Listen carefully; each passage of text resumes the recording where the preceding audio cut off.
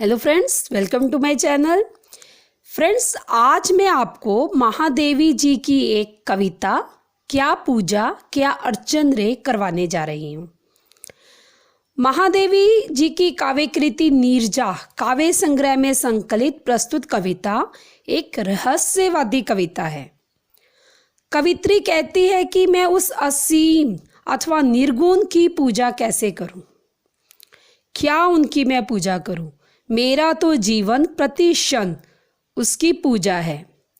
पूजा के लिए मंदिर की आवश्यकता होती है, भगवान के चरण धोए जाते हैं, चंदन का तिलक लगाया जाता है, पूजा करने के लिए दीपक जलाया जाता है, फूल अक्षत चढ़ाए जाते हैं, धूप दी जाती है, अपने इष्ट को प्रसन्न करने के लिए भजन कीर्तन किया जाता है। ये सभी बातों तो मेरे जीवन में पाई जाती है। मैं अपने जीवन के प्रत्येक क्षण में ये सब बातें करती हूँ, तो मुझे ऐसी पूजा अर्चना की क्या आवश्यकता है। इसमें जो कवित्री है उनके कहने का तात्पर्य यह है कि ये सब बातें तो मेरे जीवन में ही पाई जाती हैं। जब मेरे शरीर में ही अपने प्रियतम की पूजा अर्चना के लिए सारी सामग्री विद्यमान है, तो फिर बाहरी पदार्थों से पूजा अर्चना करनी कैसी। मेरा छोटा सा जीवन ही उस प्रभु का सुंदर मंदिर है। मेरी सांसें सदा अपने प्रिय का स्वागत करती है। उसके चरणों की धूली को धोने के लिए मेरी आंखों में आंसू उमड़ते रहते हैं। मेरी मधुर पीड़ा ही देवता को तिलक लगाने वाला चंदन है। पूजा में चढ़ाए जाने वाले खिले फूल मेरी आंखों की पुतलियों में खिलते हुए नए कमल हैं। मेरे हृदय की धड़कनें प्रतिपूल धूप दान करती रहती हैं। मेरे होंठ हरदम प्रिय प्रिय का जाप करते रहते हैं। इसमें कवित्री के कहने का तात्पर्य है कि मेरा तो पूरा शरीर ही उस प्रभु की, उस परमात्मा की आरती उतार रहा है।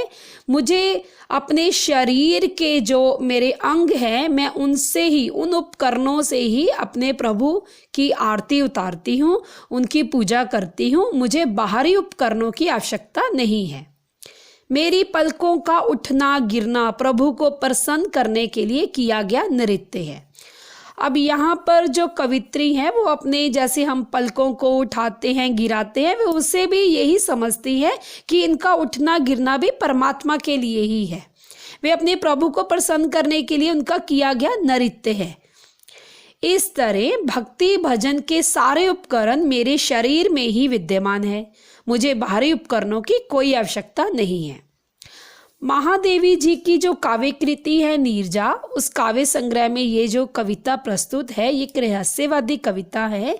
इसमें जो कवित्री हैं उन्होंने उस प्रभु की, उस असीम निर्गुण प्रभु की पूजा करने की विधि के बारे में बताया है कि वैसे तो पूजा करने के लिए मंदिरों की आवश्यकता होती है, भगवान की मूर्तियों की आवश्यकता होती है, उनके चरण धोए जाते हैं, उन पर धूप दी जाती है, उन पर फूल चढ़ाए जाते हैं, भजन कीर्तन किया जाता है। लेकिन जो मेरा शरीर है, मैं अपने शरीर को ही ये सब उपकरण मानती हूँ कि मेरा जो मन है वो मंदिर है, और जो मेरी पलकें हैं वो उनके लिए किया गया नृत्य है, और जो खिलते हुए कमल है मेरे नेत्रों के वो उनके लिए फूल हैं, मेरे जो आँखों में आंसू बहते हैं वो उनके चरणों को धोने वाला जल है। इस प्रकार वे अपने भक्ति भजन के सारे उपकरण अपने शरीर में ही मानती हैं। वो कहती हैं कि उन्हें परमात्मा की पूजा करने के लिए किसी भी तरह के बाहरी उपकरणों की कोई आवश्यकता नहीं है। Thank you.